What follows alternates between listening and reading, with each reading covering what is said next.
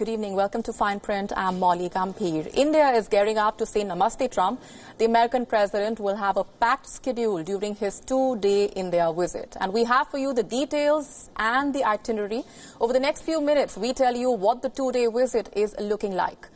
On the morning of the 24th of February, the President and the First Lady will be personally received by Indian Prime Minister Narendra Modi in Ahmedabad. Modi and Trump will then leave for Motera Stadium for the Namaste Trump event. The President and the First Lady will then leave for Agra to visit the Taj Mahal. And once they arrive back in Delhi, they will be accorded an official welcome at the Rashtrapati Bhavan. That's on the 25th of February. Shortly after the ceremony, the first couple will head to Rajghat to pay homage to Mahatma Gandhi. This will be followed by talks and the release of a joint statement. Donald Trump is expected to wrap up his trip with a CEO roundtable at the U.S. Embassy. It will be the biggest visit in terms of a gathering for a foreign leader in India. Senior advisor to the president, Jared Kushner, will also be accompanying the Trumps. Trump's presidential limo, called the Beast, will be stopped about 500 meters away from the Taj Mahal in accordance with the Supreme Court rules on vehicular pollution near the monument. Another crucial part of the visit that will be watched out for will be First Lady Melania Trump's visit to a Delhi government school. All of that scheduled to take place as a part.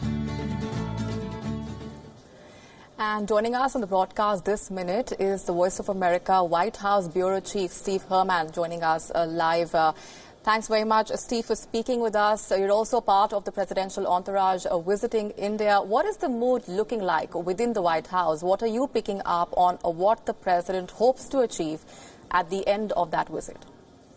Well, he wants to be able to show to the people back here that he is being accorded a tremendous welcome. There doesn't appear to be any doubt about that, although the president has said that Prime Minister Modi has told him that 70 lakh people will greet him in Gujarat. That sounds like a bit of an exaggerated figure.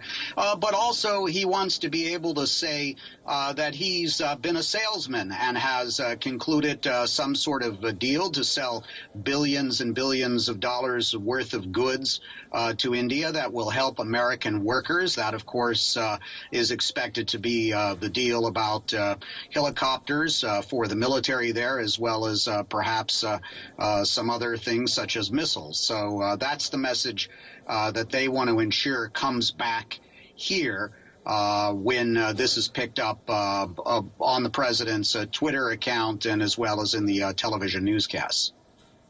And very interesting remarks that have already been made regarding the all-important trade deal. Yes, there had been expectations that there would be a big trade deal that could be accomplished. That's obviously not going to happen.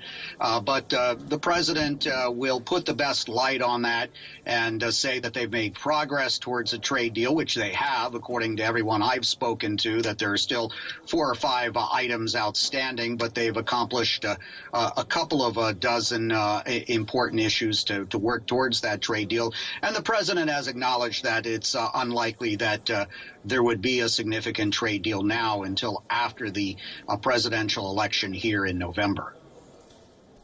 And the president does indeed sound excited for the reception that he is set to receive here in India. If you can also elaborate on who exactly will be a part of the president's delegation.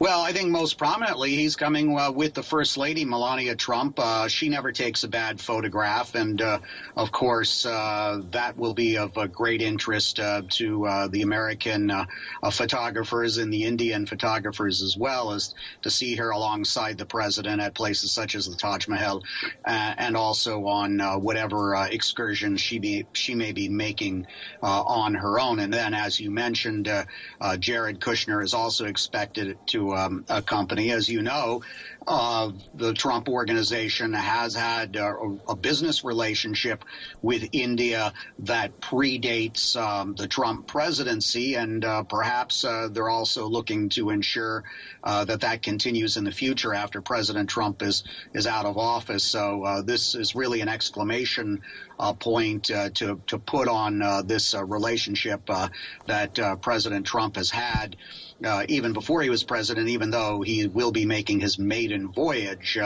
as president to India with this trip. In the Democrat